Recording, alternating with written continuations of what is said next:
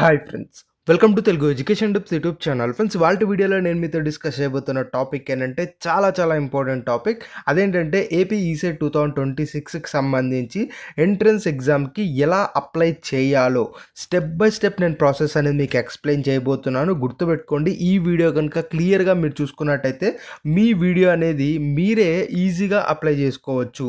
అంటే ఈ వీడియో చూసి మీ అప్లికేషన్ ఏదైతే ఉందో మీరే ఈజీగా అప్లై చేసుకోవచ్చు. అంత డీటెయిల్‌గా నేను వీడియోలో అయితే ఎక్స్‌ప్లెయిన్ చేయడం జరుగుతది.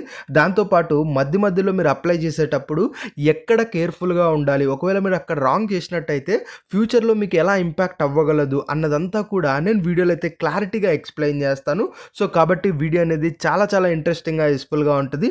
పూర్తిగా చూడ్డానికైతే ట్రై చేయండి. ఇక టాపిక్ అయితే స్టార్ట్ చేసే ముందు నా చిన్న రిక్వెస్ట్ ఏంటంటే, ఇప్పటివరకు మన తెలుగు ఎడ్యుకేషన్ టిప్స్ యూట్యూబ్ ఛానల్‌ని మీరెవరైనా సబ్స్క్రైబ్ చేసుకోకుండా చూస్తున్నట్టయితే మీకు యూస్‌ఫుల్ అయ్యే ఇలాంటి ఎన్నో వీడియోస్ కోసం అయితే సబ్స్క్రైబ్ చేసుకోండి. ఫ్రెండ్స్ ఇక టాపిక్‌లోకి వచ్చేసినట్టయితే ఏపీ ఈసెట్ 2026కి సంబంధించి మనకి ఆల్రెడీ రిజిస్ట్రేషన్స్ అయితే స్టార్ట్ అయిపోయాయి ఫిబ్రవరి 4th నుంచి. సో కాబట్టి ఇప్పుడు వెబ్సైట్‌లోకి వెళ్ళి ఎలా అప్లై చేయాలో మనమైతే గమనిద్దాం. ఫ్రెండ్స్ ఎవరైతే ఇప్పుడు మనకు పాలిటెక్నిక్ థర్డ్ ఇయర్ చదువుతూ ఉన్నారో వాళ్ళు నెక్స్ట్ ఫర్దర్‌గా లాటరల్ ఎంట్రీ ద్వారా మీరు బీటెక్ సెకండ్ ఇయర్‌లో జాయిన్ అవ్వడం జరుగుతది కదా! దానికోసమే ఈ యొక్క ఎంట్రన్స్ ఎగ్జామ్. సో కాబట్టి పాలిటెక్నిక్ వస్తున్న ప్రతి ఒక్కరు కూడా మీరు ఈ ఎగ్జామ్‌కి అయితే అప్లై చేసుకోండి. అట్ ద సేమ్ టైమ్ ఎవరన్నా ఆల్రెడీ పాలిటెక్నిక్ అయిపోయి లాస్ట్ టైం మీరు బీటెక్‌లో జాయిన్ అవ్వకోకుండా ఉన్నా కూడా ఇప్పుడు కొత్తగా కూడా మీరు ఈ యొక్క ఏదైతే ఈసెట్ ఉందో దీనికి అప్లై చేసి కూడా మీరు ఎగ్జామ్ రాసి అగైన్ బీటెక్‌లో అయితే జాయిన్ అవ్వచ్చు. సో ఇది official website. Official website link నేను డిస్క్రిప్షన్‌లో అయితే ఇస్తాను, గమనించొచ్చు. ఇక్కడ మెయిన్‌గా 4 స్టెప్స్ అయితే ఉంటాయి. ఫస్ట్ స్టెప్ ఏంటి అంటే మీరు ఫీజు పే చేయడం అయితే జరుగుతది, గమనించండి. తర్వాత మీ ఫీజు అనేది పే చేసి ఉంటారు కదా! ఈ యొక్క కౌన్సిలింగ్ ఈ యొక్క ఏదైతే మనకు రిజిస్ట్రేషన్‌కి సంబంధించి అంటే ఎగ్జామ్‌కి అప్లై చేసే రిజిస్ట్రేషన్‌కి సంబంధించి ఆ యొక్క ఫీజు అనేది మీరు పే చేయడం జరుగుతుంది. తర్వాత ఆ ఫీజు అనేది పే అయిందా లేదా అన్నది చెక్ చేసుకుంటారు. తర్వాత మీరు అప్లికేషన్ ఫైల్ చేయడం అయితే జరుగుతుంది. ఇలా ఫైల్ చేసిన అప్లికేషన్‌ని మీరు ప్రింట్‌ఔట్ అయితే తీసుకుంటారు. సో ఈ 4 స్టెప్స్ ద్వారా మీరైతే ఈ యొక్క ఈసెట్ 2026కి అప్లై అయితే చేయవచ్చు. ఇక్కడ ఒక్కసారి ఇంపార్టెంట్ డేట్స్ అయితే మనం గమనిద్దాం. ఇది చాలా ఇంపార్టెంట్. మనకు ఆల్రెడీ నోటిఫికేషన్ రిలీజ్ అయిపోయింది. ఆన్లైన్ అప్లికేషన్ 4th నుంచి అయితే స్టార్ట్ అవుతున్నాయి. లాస్ట్ డేట్ గమనించండి, మార్చ్ 2 వరకు మాత్రమే మనకు టైం అయితే ఉంది. సో ఈలోపు మీరు అప్లై చేసుకోండి. తర్వాత ఈ యొక్క ఏదైతే లేట్ ఫీజుతో మనకి ఇక్కడ డీటెయిల్స్ అయితే ఉన్నాయి, మీరు క్లియర్‌గా గమనించండి. తర్వాత మనకు హాల్ టికెట్స్ వచ్చేటప్పటికి ఏప్రిల్ 9th రిలీజ్ అయితే అవుతాయి. ఆ తర్వాత ప్రిలిమినరీకి ఎగ్జామ్, ఈ డేట్స్ అన్నీ కూడా ఇక్కడ మెన్షన్ అయితే చేశారు. ఎగ్జామ్ వచ్చేటప్పటికి ఏప్రిల్ 23rd ఉంటుంది. At the same time result వచ్చేటప్పటికి మే 7th అయితే ఉంటుందని చెప్పి క్లియర్‌గా అయితే చెప్తున్నారు. సో ఇది మనకు ఈసెట్‌కి సంబంధించి ఇంపార్టెంట్ డేట్స్. ఇప్పుడు ఎలా అప్లై చేయాలి అన్న దాని విషయానికి వచ్చినట్టయితే ఫ్రెండ్స్ ఇక్కడ మనకు అఫీషియల్ వెబ్సైట్ ఉంది కదా, సింపుల్‌గా ఇక్కడ స్టెప్ 1 అని ఉంది కదా, దీనిపై అయితే క్లిక్ చేయండి. మీరు ఇలా క్లిక్ చేసిన వెంటనే మనకు ఈ విధంగా డేటా అయితే వస్తది. సో అంటే మనకు డేటా ఎంటర్ చేయడానికి ఈ విధంగా అయితే వస్తది. సో ఇక్కడ సింపుల్‌గా ఏంటి అంటే మీ ఏదైతే డిప్లొమా హాల్ టికెట్ నెంబర్ ఉందో హాల్ టికెట్ నెంబర్ మీరు ఇక్కడ ఎంటర్ అయితే చేయండి. ఆ తర్వాత మీ నేమ్ ఏదైతే గుర్తుపెట్టుకోండి, 10th క్లాస్ సర్టిఫికేట్లో ఏ విధంగా అయితే మీ పేరు అయితే ఉందో ఆ విధంగా మీరు ఇక్కడ మీ నేమ్ ఎంటర్ చేయవలసి ఉంటుంది.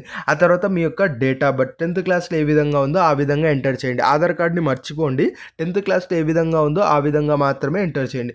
తర్వాత మొబైల్ నెంబర్. ఫ్రెండ్స్ ఇది గుర్తుపెట్టుకోండి, మీ మొబైల్ నెంబర్ ఇస్తున్నా, మీ యొక్క పేరెంట్స్ మొబైల్ నెంబర్ ఇస్తున్నా ఖచ్చితంగా వర్కింగ్ మొబైల్ నెంబర్ ఇవ్వండి. అంటే ఫ్యూచర్‌లో కూడా ఇది వర్క్ అవుతుంది. మీరు ఈ కౌన్సిలింగ్ అయిపోయి కాలేజీలో జాయిన్ అయ్యేంత వరకు అన్న నెంబర్ ఉంటుంది కదా, అది మాత్రమే ఇవ్వండి. ఎందుకంటే లాస్ట్ టైం చాలామంది వేరే నెంబర్ ఇచ్చుంటారు, బట్ హాల్ టికెట్ డౌన్లోడ్ చేయాలన్నా ఆర్ఎస్ ఫర్దర్గా మీరు ఈ యొక్క కౌన్సిలింగ్ వెళ్ళినప్పుడు కానీ అక్కడంతా కూడా మనకి నెంబర్ అయితే చాలా వరకు నీడ్ అయితే ఉంటుంది కాబట్టి కరెక్ట్ది అయితే ఇవ్వండి. సో ఇస్తున్న మొబైల్ నెంబర్ ఎవరిది అన్నది కూడా ఇక్కడ సెలెక్ట్ చేసుకోమంటారు, సెలెక్ట్ చేసుకోండి. తర్వాత ఆల్టర్నేట్ మొబైల్ నెంబర్ ఇవ్వండి.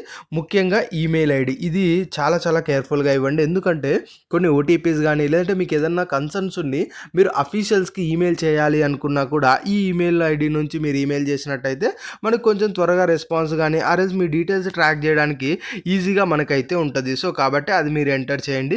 తర్వాత మీరు ఏ కేటగిరీ, ఇప్పుడు ఓసీనా, బీసీఏనా, బీసీబీనా, ఇవైతే ఉన్నాయి కదా, ఇందులో మీది ఏదన్నది మీరైతే సెలెక్ట్ చేసుకోండి. ఇక్కడ SC1, SC2, SC3 అయితే ఉన్నాయి కదా, ఇది సింపుల్గా కొన్ని క్యాస్ట్లకు సంబంధించి డివైడ్ అయితే చేసి ఉంటారు. అది నేను అగైన్ మీకు అయితే చూపిస్తాను. సో మీరు ఇవైతే సెలెక్ట్ చేసుకోండి. మోస్ట్లీ ఏ సెలెక్ట్ చేసినా కూడా ఏం ప్రాబ్లం ప్రాబ్లమ్ అయితే ఉండదు. ఇప్పుడు ఎస్సీలో కూడా 3 టైప్స్ అయితే ఉంటాయని చెప్తున్నారు. బట్ మీరు ఏ సెలెక్ట్ చేసినా కూడా మోస్ట్‌లీ ఏం ప్రాబ్లమ్ అయితే ఉండదు. సో, ఇలా మీరు ఇక్కడ సెలెక్ట్ చేసిన తర్వాత ఆటోమేటెడ్‌గా మనకు ఫీజ్ అనేది రిఫ్లెక్ట్ అవ్వడం అయితే జరుగుతది. సో, ఆ ఫీజ్ మోస్ట్‌లీ ఎంత ఉంటది అంటే మనకు ఓసీ వాళ్ళకి ₹600 ఉంటది. అలానే మనకు బీసీ వాళ్ళకి ₹550 ఉంటది. ఎస్సీ, ఎస్టీ వాళ్ళకి మనకు ₹500 అయితే ఉంటది. సో, ఈ విధంగా క్యాస్ట్ సెలెక్ట్ చేసుకొని అన్ని సబ్ కాస్ట్ అంతా ఎంటర్ చేసి మీరు ఏ విధంగా పేమెంట్ చేద్దామనుకున్నారు? డెబిట్ కార్డా? క్రెడిట్ కార్డా? నెట్ బ్యాంకింగా? మోస్ట్‌లీ డెబిట్ కార్డ్ అంటే ఏటీఎం కార్డ్ నుంచి పే చేస్తారు కాబట్టి డెబిట్ కార్డ్ అనేది సెలెక్ట్ చేసుకొని తర్వాత ఇక్కడ ఉన్న డిక్లరేషన్ మీద క్లిక్ చేసి ప్రొసీడ్ టు పే అన్న దాని మీద క్లిక్ చేసి మీరు పేమెంట్ అయితే చేయొచ్చు. ఇక పేమెంట్ చేసిన తర్వాత ఫర్దర్‌గా ఎలా ఉంటది ఇదంతా కూడా నేను యూజర్ మాన్యువల్‌లో తీసుకెళ్ళి మీకు ఎక్స్‌ప్లెయిన్ అయితే చేస్తాను. అక్కడ మనకు క్లారిటీగా అయితే ఉంటది. ఫ్రెండ్స్ ఇందాక మనం డిస్కస్ చేసుకున్న స్టెప్స్ అన్నీ ఇక్కడైతే మనకైతే ఉంటాయి. సేమ్ ఈ డీటెయిల్స్ అన్నీ ఎంటర్ చేసి ప్రొసీడ్ టు పే అని క్లిక్ చేయంగానే మనకు ఈ విధంగా అయితే వస్తది. సో, ఈ విధంగా వచ్చినప్పుడు మనకు ఇక్కడ గమనించినట్టయితే మీ డేటా అంతా ఉంటది. ఎంత ఫీజ్ పే చేయాలి, ఫీ అమౌంట్ అని కూడా క్లియర్‌గా అయితే మనకు కనిపిస్తది వెబ్‌సైట్‌లో. సో, నెక్స్ట్ ఇక్కడ మీరు కన్ఫర్మ్ అని అయితే ఉంటది. కన్ఫర్మ్ మీద క్లిక్ చేసిన వెంటనే మీరు డెబిట్ కార్డ్ సెలెక్ట్ చేసుకొని ఉంటారు కదా! ఆ డెబిట్ కార్డ్ డీటెయిల్స్ ఎంటర్ చేయమని అయితే అడుగుతారు. ఆ డీటెయిల్స్ ఎంటర్ చేసి పే నౌ అన్న దాని మీద క్లిక్ చేసినట్టయితే ఆ డెబిట్ కార్డ్ ఏదైతే మొబైల్ నెంబర్‌కి లింక్ ఉంటదో దానికి ఒక ఓటీపీ వెళ్ళడం అయితే జరుగుతది. ఆ ఓటీపీ మీరు ఎంటర్ చేసినట్టయితే మనీ అనేది డెబిట్ అయ్యి మనకు యువర్ పేమెంట్ డన్ సక్సెస్‌ఫుల్లీ అని ఈ విధంగా రావడం జరుగుతది. ఫ్రెండ్స్ ఇక్కడ పేమెంట్ ఐడీ అని ఉంది కదా! P44 10000 అనే సంథింగ్ నెంబర్ అయితే ఉంది కదా! ఇది చాలా చాలా ఇంపార్టెంట్. దీన్ని ప్రతి ఒక్కరు కూడా స్క్రీన్ షాట్ అయితే తీసుకోండి. సో, ఇలా పేమెంట్ సక్సెస్‌ఫుల్ అయ్యి ఈ విధంగా వచ్చిన తర్వాత ఇంకా నెక్స్ట్ ఏం స్టెప్ అని మాట్లాడుకున్నాం మనం. మీ యొక్క పేమెంట్ సక్సెస్‌ఫుల్ అయిందో లేదో అని చెక్ చేసుకోవాలి అనుకున్నాం. సో, సెకండ్ స్టెప్‌లో దాని మీద క్లిక్ చేసి సింపుల్‌గా మీ యొక్క ఏదైతే పాలిటెక్నిక్ సంబంధించి hall ticket number, mobile number enter చేసి చెక్ పేమెంట్ స్టేటస్ అని క్లిక్ చేసినట్టయితే పేమెంట్ రిఫరెన్స్ ఐడీ అలానే స్టేటస్ సక్సెస్ అయిందా, ఫెయిల్ అయిందా ఆ యొక్క డీటెయిల్స్ అయితే మనకైతే ఉంటాయి. మోస్ట్‌లీ అందరూ సక్సెస్ అయితే అయిపోయి ఉంటాయి. సో, ఇప్పుడు అసలైన మెయిన్ స్టెప్ ఏంటంటే మీరు అప్లికేషన్ ఫిల్ చేయడం. సో, అఫీషియల్ వెబ్‌సైట్‌లో ఫిల్ అప్లికేషన్ అని ఉంది కదా! దాని మీద క్లిక్ చేయంగానే మనకి ఇలా డీటెయిల్స్ ఎంటర్ చేయమని అయితే అడుగుతారు. ఇందులో మనకి ఏదైతే పేమెంట్ చేసి ఉంటారు కదా! ఆ పేమెంట్‌కి సంబంధించి రెఫరెన్స్ ఐడీ ఏదైతే ఉంటదో ఆ ఐడీ మీరు ఇక్కడ ఎంటర్ చేయాలి. ఆ తర్వాత మీ యొక్క ఏదైతే పాలిటెక్నిక్ ఆర్ డిప్లొమా ఏదైతే హాల్ టికెట్ నెంబర్ ఉందో అది మీరు ఎంటర్ చేస్తారు. తర్వాత మీరు రిజిస్ట్రేషన్ అప్పుడు స్టార్టింగ్‌లో క్యాండిడేట్ డీటెయిల్స్ ఫిల్ చేసేటప్పుడు మీరు ఒక మొబైల్ నెంబర్ ఇచ్చి ఉన్నారు కదా! ఆ యొక్క మొబైల్ నెంబర్ ఎంటర్ చేయాలి. తర్వాత డేట్ ఆఫ్ బర్త్ ఎంటర్ చేసి ప్రొసీడ్ టు ఫిల్ అప్లికేషన్ అన్న దాని మీద క్లిక్ చేసినట్టయితే మనకు ఈ విధంగా పేజ్ అయితే ఓపెన్ అవుతది. ఫ్రెండ్స్ గుర్తుపెట్టుకోండి. ఈ పేజ్‌లో మీరు ఏవైతే డీటెయిల్స్ ఇస్తారో కౌన్సిలింగ్ మొత్తం ఆ తర్వాత మీరు కాలేజీలో జాయిన్ అయ్యేటప్పుడు వరకు ఇవే డీటెయిల్స్ ఫైనల్‌గా అయితే ఉంటాయి. సో, కాబట్టి ఇక్కడ ఇచ్చే డీటెయిల్స్ అనేది చాలా చాలా కేర్‌ఫుల్‌గా ఇవ్వండి. ఎందుకంటే మేము ఈ డీటెయిల్స్ అయితే ఇచ్చాం. ఫర్దర్‌గా చేంజ్ చేద్దాం అనుకున్నాం. అప్పుడు చేంజ్ అవ్వలేదు.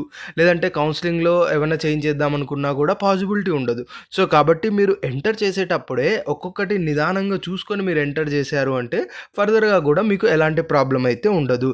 సో, ఆటోమేటెడ్‌గా పేమెంట్ ఐడీ అలానే ఇవన్నీ కూడా తీసేసుకొని ఉంటదు.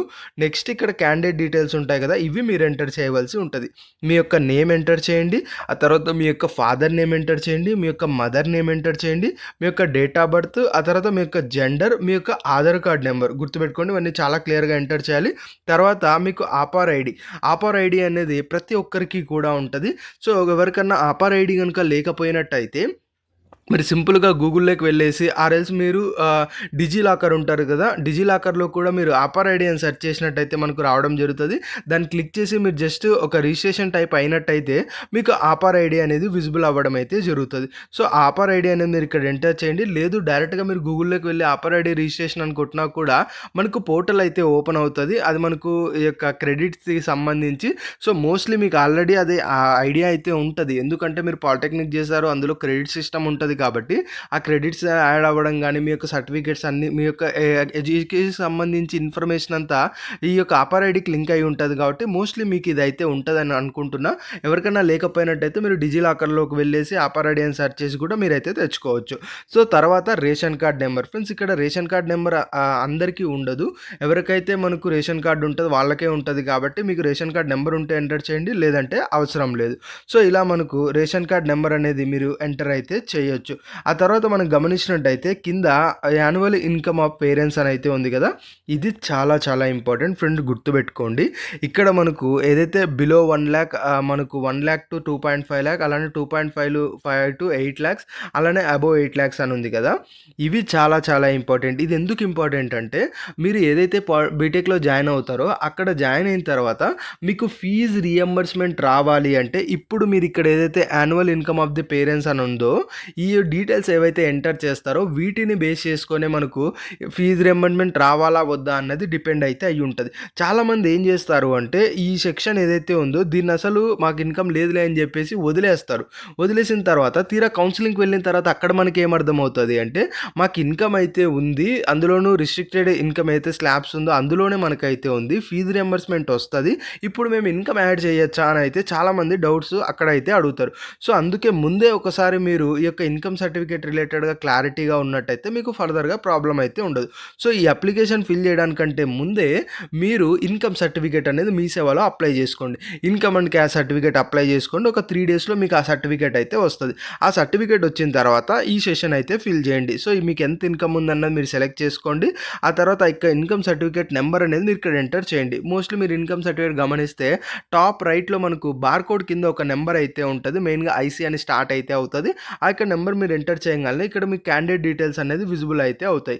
సో, ఈ క్యాండిడేట్ డీటెయిల్స్ మీవా కాదా అన్నది సెలెక్ట్ ఒకసారి చెక్ చేసుకొని అంతా ఓకే ఉన్నట్టయితే ఇక ముందుకైతే వెళ్ళండి. లేదు అనుకున్నట్టయితే ఇన్‌కమ్ సర్టిఫికేట్‌లో ఏదో రాంగ్ ఉన్నట్టు ఉంటది. సో, కాబట్టి అది ఒకసారి రెక్టిఫై అయితే మీ సేవ దగ్గర అయితే చేసుకోండి. గుర్తుపెట్టుకోండి ఇన్‌కమ్ సర్టిఫికేట్ మీ పేరెంట్స్‌ది కాదు. మీ యొక్క ఇన్‌కమ్ సర్టిఫికేట్ ఉండాలి. అరే బ్రదర్ మాకు ఇన్‌కమే ఉండదు కదా! మరి ఇన్‌కమ్ సర్టిఫికేట్ ఎలా వస్తది అంటే మీ యొక్క పేరెంట్స్ ఇన్‌కమే మీ ఇన్‌కమ్‌గా అయితే మారుతది. సో, కాబట్టి ఇన్‌కమ్ సర్టిఫికేట్‌లో ఫస్ట్ మీ నేమ్ అయితే వస్తది. తర్వాత son of or daughter of అని చెప్పి మీ ఫాదర్ నేమ్ అయితే వస్తది. సో, అక్కడ మీ ఫాదర్‌కి ఏ ఇన్‌కమ్ అయితే ఉందో అదే మనకు రిఫ్లెక్ట్ అయితే అవుతది. సో, కాబట్టి ఇన్‌కమ్ సర్టిఫికేట్ తెచ్చుకునేటప్పుడు కూడా నేమ్స్ ఇవన్నీ కూడా చాలా క్లియర్‌గా ఉండేటట్టయితే చూసుకోండి. ఎందుకంటే ఫర్దర్‌గా ఈ ఎగ్జామ్ అయిపోయి మీరు కౌన్సెలింగ్‌కి వెళ్ళేటప్పుడు ఆ రోజు కౌన్సెలింగ్ మీరు ఆన్‌లైన్‌లో చేసేటప్పుడు ఇన్‌కమ్ సర్టిఫికేట్ అప్లోడ్ చేయమని అయితే అడుగుతారు. అక్కడ ఏదైనా మిస్టేక్స్ ఉన్నట్టయితే రిజెక్ట్ చేస్తారు. అప్పుడు అగైన్ ఫీజ్ రీయింబర్స్‌మెంట్ మీద ఇంపాక్ట్ అయితే అవుతది.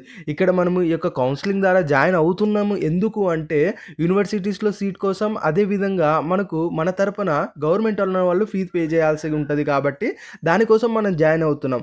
సో, ఇలా జాయిన్ అవుతున్నప్పుడు ఖచ్చితంగా ఇన్‌కమ్ సర్టిఫికేట్ మీద చాలా చాలా మీరు కేర్‌ఫుల్‌గా అయితే ఉండాలి. మిస్టేక్ అయితే ఫీజ్ రీయింబర్స్‌మెంట్ రాదు. సో, కాబట్టి ఇవన్నీ ఫిల్ చేసింది. తర్వాత కేటగిరీ ఇవన్నీ కూడా ఆటోమేటెడ్‌గా అయితే వచ్చేసింటాయి. ఎందుకంటే మీరు అక్కడ ఫిల్ చేసి ఉంటారు కాబట్టి. సో, నెక్స్ట్ ఇక్కడ ఓసీ కేటగిరీ ఎవరైతే ఉన్నారో వాళ్ళకి మాత్రమే ఈడబ్ల్యూఎస్ సెషన్ అనేది ఎనేబుల్ అయితే అయ్యి ఉంటది. ఇక్కడ మీరు గమనించినట్టయితే ఈడబ్ల్యూఎస్ మీకు సర్టిఫికేట్ ఉందా లేదా అన్నది మీరు ఇక్కడ యెస్ ఆర్ నో సెలెక్ట్ చేసుకోమంటారు. మీరు యెస్ సెలెక్ట్ చేసుకున్నట్టయితే ఈడబ్ల్యూఎస్ సర్టిఫికేట్ నెంబర్ ఎంటర్ చేయమని అయితే అడుగుతారు. అసలు ఈడబ్ల్యూఎస్ సర్టిఫికేట్ అంటే ఏంటని కూడా చాలా మందికి ఐడియా అయితే ఉండదు. ఇక్కడ ఈడబ్ల్యూఎస్ అంటే ఎకనామికల్లీ వీకర్ సెక్షన్. అంటే ఇప్పుడు ఓసీ కేటగిరీలో కూడా పూర్ ఉన్న వాళ్ళు ఉంటారు కదా! సో, వాళ్ళకి ఈ సర్టిఫికేట్ అయితే ఉంటది. ఈ సర్టిఫికేట్ ద్వారా బెనిఫిట్ ఏంటి అంటే మనకు యూనివర్సిటీస్‌లో ఈడబ్ల్యూఎస్‌కి సంబంధించి కేటగిరీలో సీట్స్ అనేవి రిజర్వేషన్‌లో అయితే ఉంటాయి. అలా రిజర్వ్‌లో ఉన్న సీట్స్ ఏవైతే ఉంటాయో అవి ఈ కేటగిరీ స్టూడెంట్స్‌కి రావడం జరుగుతది కాబట్టి ఖచ్చితంగా మీకు ఈ సర్టిఫికేట్ ఉన్నట్టయితే మీరు యుటిలైజ్ చేసుకోండి. మీకు కొంచెం ర్యాంక్ ఎక్కువ వచ్చినా కూడా మీకు యూనివర్సిటీస్‌లో సీట్ వచ్చే స్కోప్ అనేది ఇంక్రీజ్ అవ్వడం అయితే జరుగుతది. సో, కాబట్టి ఈడబ్ల్యూఎస్ లేకపోయినా కూడా ఎవరికన్నా ఓసీ కేటగిరీ వాళ్ళకి మీ సేవ నుంచి మీరు అప్లై అయితే చేసుకోండి. చాలా చాలా ఇంపార్టెంట్. ఆ తర్వాత స్పెషల్ రిజర్వేషన్ కేటగిరీ అంటే ఇప్పుడు మనకు ఎన్‌సీసీ సర్టిఫికేట్ మీ దగ్గర ఉన్నా ఆర్ఎల్స్ మనకు క్యాప్ అనే సర్టిఫికేట్ ఉన్నా స్పోర్ట్స్ అలానే గేమ్స్ రిలేటెడ్‌గా ఆ తర్వాత భారత్ స్కౌట్స్ అండ్ గైడ్స్ రిలేటెడ్‌గా ఏమైనా సర్టిఫికేట్స్ ఉన్నా అవి మీకు ఏవేవైతే ఉన్నాయో వాటిని ఇక్కడైతే మీరు సెలెక్ట్ చేసుకోండి. గుర్తుపెట్టుకోండి మీరు ఓన్లీ ఇక్కడ సెలెక్ట్ చేసుకుంటేనే సరిపోదు.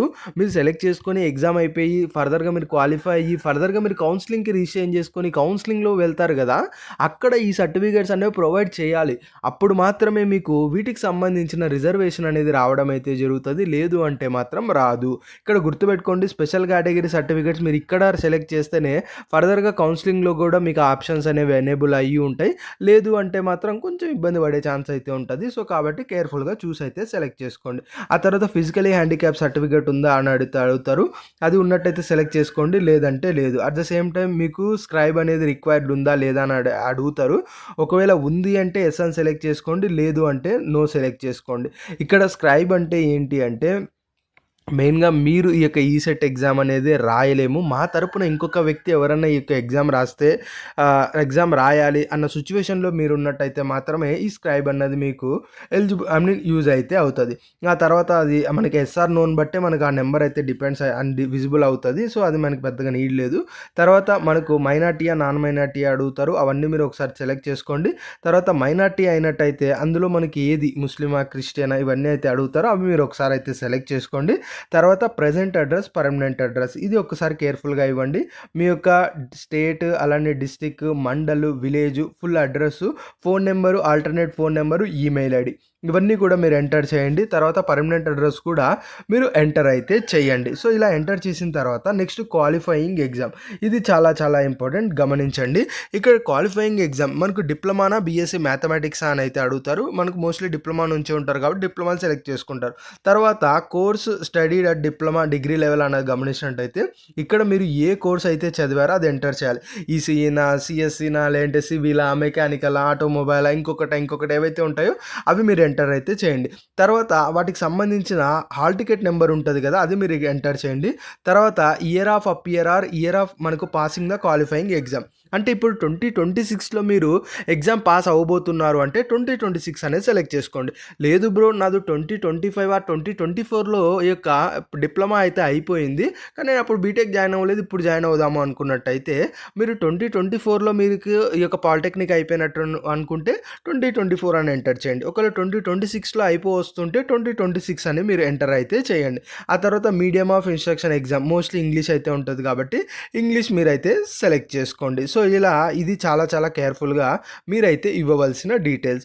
ఆ తర్వాత 10థ్ క్లాస్‌కి సంబంధించి 10థ్ క్లాస్ మీరు ఎక్కడ చదివారు? అర్బనా? రూరలా? ఒకవేళ మీరు విలేజ్‌లో చదివినట్టయితే రూరల్ సెలెక్ట్ చేసుకోండి.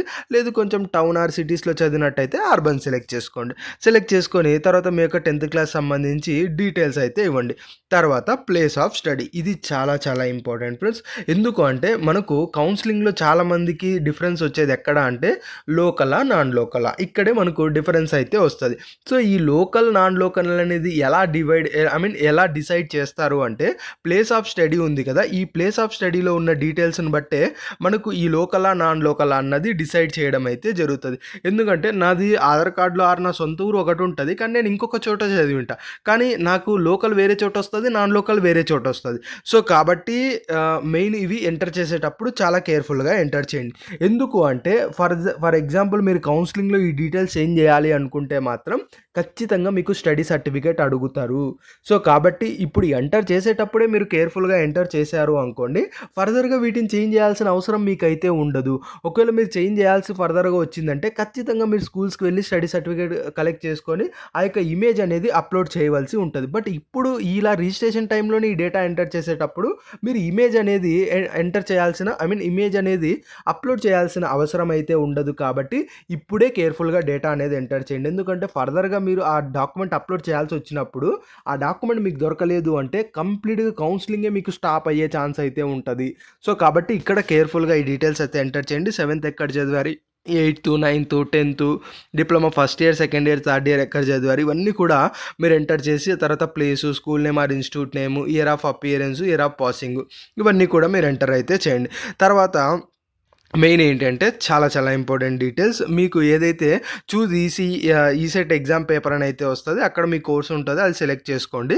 తర్వాత most important test centre and preference ఇది చాలా చాలా ఇంపార్టెంట్. ఇక్కడ ఎవరైతే స్టార్టింగ్‌లో అప్లై చేస్తుంటారో వాళ్ళకి మోస్ట్‌లీ వాళ్ళు పెట్టుకున్న ఫస్ట్ ప్రిఫరెన్స్‌లోనే మనకు సెంటర్ అనేది అలాట్ అవ్వడం అయితే స్కోప్ అయితే ఉంటది. సో, అంటే ఇప్పుడు మీరు ఈసెట్‌కి అప్లై చేసిన తర్వాత మీరు ఎక్కడో ఒక చోట వెళ్లి ఎగ్జామ్ రాయాల్సి ఉంటది కదా!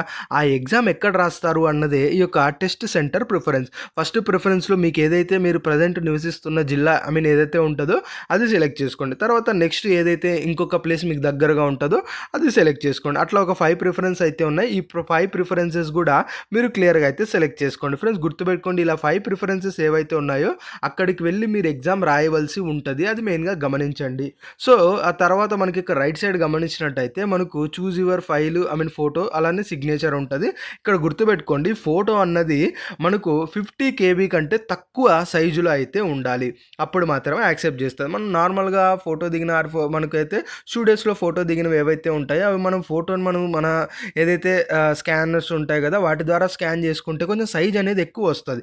సో, కాబట్టి ఏంటంటే మీరు ఇలా ఫోటో అప్‌లోడ్ చేసేటప్పుడు గూగుల్‌లోకి వెళ్ళేసి మనకు convert the photo below 50 KB అట్లా సెర్చ్ చేసి ఏదైనా వెబ్‌సైట్స్ వస్తాయి. అందులో మీ ఫోటో అప్‌లోడ్ చేసి మీరు సైజుని రెడ్యూస్ చేసుకొని అలాంటి ఫోటో ఇక్కడ మీరు అప్‌లోడ్ చేయవలసి ఉంటది.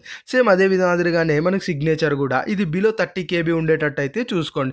లేదంటే ఇక్కడ ఫోటో అనేది అప్‌లోడ్ అయితే అవ్వదు. సో, ఈ ఫోటోని సిగ్నేచర్ అప్‌లోడ్ చేసిన తర్వాత ఇక్కడ మనకు డిక్లరేషన్ అయితే ఉంటది. గమనించండి. ఈ డిక్లరేషన్ క్లిక్ చేసి తర్వాత మనకు సేవ్ అన్నది చేయండి. తర్వాత ప్రివ్యూ అండ్ సబ్మిట్ మీద అయితే క్లిక్ చేయండి. ఇలా క్లిక్ చేసిన తర్వాత మీ ఏదైతే ఇంతవరకు మీరు అప్లికేషన్ ఫిల్ చేస్తూ వచ్చారో ఈ అప్లికేషన్ మొత్తం మనకు ఇలా కనిపించడం అయితే జరుగుతది. అంటే ఏ డీటెయిల్స్ ఉన్నాయి, మీరు ఏవేవి ఫిల్ చేశారో అంతా ఒకసారి ఇట్లయితే కనిపించడం అయితే జరుగుతది. ఇవన్నీ కూడా మీరు ఒక్కసారి చూసుకొని తర్వాత modify and confirm or freeze అని మనకు ఉండడం అయితే జరుగుతది. ఒకసారి మీరు అది చూసుకున్నట్టయితే మనకు modify or confirm or freeze అని అయితే ఉంటది. ఇక్కడ మనకు ఏమైనా మీరు ఇచ్చిన డీటెయిల్స్‌లో చేంజ్ చేసుకోవాలనుకుంటే మాడిఫై అన్న దాని మీద క్లిక్ చేసి మీరు చేంజ్ చేసుకోవచ్చు. లేదు నేను ఏదైతే చేంజ్ చేయను ఉన్నవంతా కరెక్ట్‌గా ఉన్నాయి అనుకున్నట్టయితే కన్ఫర్మ్ అండ్ ఫ్రీజ్ అని ఉంది కదా! దాని మీద అయితే మీరు క్లిక్ చేయండి. క్లిక్ చేసిన వెంటనే మనకేంటంటే ఇలా కన్ఫర్మ్ అయితే అయిపోతది. మీకు అప్లికేషన్ ఆర్ ఎల్స్ మనకు రిజిస్ట్రేషన్ నంబర్ అని చెప్పి ఈ విధంగా రావడం అయితే మనకు జరుగుతది. సో, దీన్ని అందరూ కూడా స్క్రీన్‌షాట్ అయితే తీసుకోండి. ఎందుకంటే ఈ అప్లికేషన్ ఆర్ ఈ యొక్క రిజిస్ట్రేషన్ నంబర్ అనేది చాలా ఇంపార్టెంట్. ఫర్దర్‌గా మీకు ఏ ప్రాసెస్ ఉన్నా కూడా ఈ యొక్క రిజిస్ట్రేషన్ నెంబర్ ద్వారా అయితే జరుగుతది. సో, ఇక్కడ యాజువల్‌గా ప్రింట్ అప్లికేషన్ మీద మీరు క్లిక్ చేసినట్టయితే ఈ విధంగా అయితే వస్తది. ఈ అప్లికేషన్ అందరూ కూడా ప్రింట్ అయితే తీసుకోవాలి. ఎందుకు అంటే మీరు ఎప్పుడైతే ఈసెట్ యొక్క ఎంట్రన్స్ ఎగ్జామ్ రాయడానికి వెళ్తారో అప్పుడు ఈ యొక్క రిజిస్ట్రేషన్ ఈ ఫామ్ ఇప్పుడు మీ స్క్రీన్ పైన చూస్తున్నారు కదా! ఈ ఫామ్ ఏదైతే ఉంటదో ఇది కూడా మీరు ప్రింట్‌ఔట్ అయితే తీసుకొని వెళ్ళాల్సి ఉంటది. అక్కడ మీరు ఇన్విజిలేటర్ ముందు సైన్ చేసి మీ యొక్క లెఫ్ట్ హ్యాండ్ థంబ్ అనేది ఇక్కడ వేసి ఇది వాళ్ళకి ఇవ్వవలసి ఉంటది. సో, దీంతో పాటు హాల్ టికెట్ కూడా మీరు ఫర్దర్‌గా తీసుకెళ్లాల్సి ఉంటది. హాల్ టికెట్స్ మనకి ఇప్పుడే వదలరు. అది మనకి వదిలినప్పుడు నేను క్లియర్‌గా అయితే చెప్తాను. మార్చ్‌లో మనకైతే వదులుతారో అవి. వచ్చినప్పుడు ఎలా డౌన్‌లోడ్ చేసుకోవాలన్నది కూడా మనమైతే గమనిద్దాం. సో, ఈ ప్రాసెస్ ఏదైతే ఇప్పటివరకు నేను ఎక్స్‌ప్లెయిన్ చేశానో ఈ విధంగా ఒక్కొక్క స్టెప్ మీరు గమనించి మీ యొక్క ఈసెట్ అప్లికేషన్ అన్నది మీరే ఓన్‌గా అప్లై అనేది చేసుకోవచ్చు. గుర్తుపెట్టుకోండి ఫ్రెండ్స్, నేను మధ్యలో ఎక్కడెక్కడైతే ఫ్యూచర్‌లో జరిగేవి ఆ తర్వాత మనకు ప్రీవియస్‌గా జరిగిన ఎక్స్‌పీరియన్స్‌ని బేస్ చేసుకొని నేను ఏవైతే చెప్పానో వాటితో అయితే మాత్రం చాలా కేర్‌ఫుల్‌గా ఉండండి. మెయిన్‌గా ఫీజ్ రియంబర్స్‌మెంట్, ఇన్‌కమ్ సర్టిఫికేట్ దగ్గర అట్ ద సేమ్ టైమ్ మనకైతే study certificate, place of study ఉందని చెప్పాను కదా!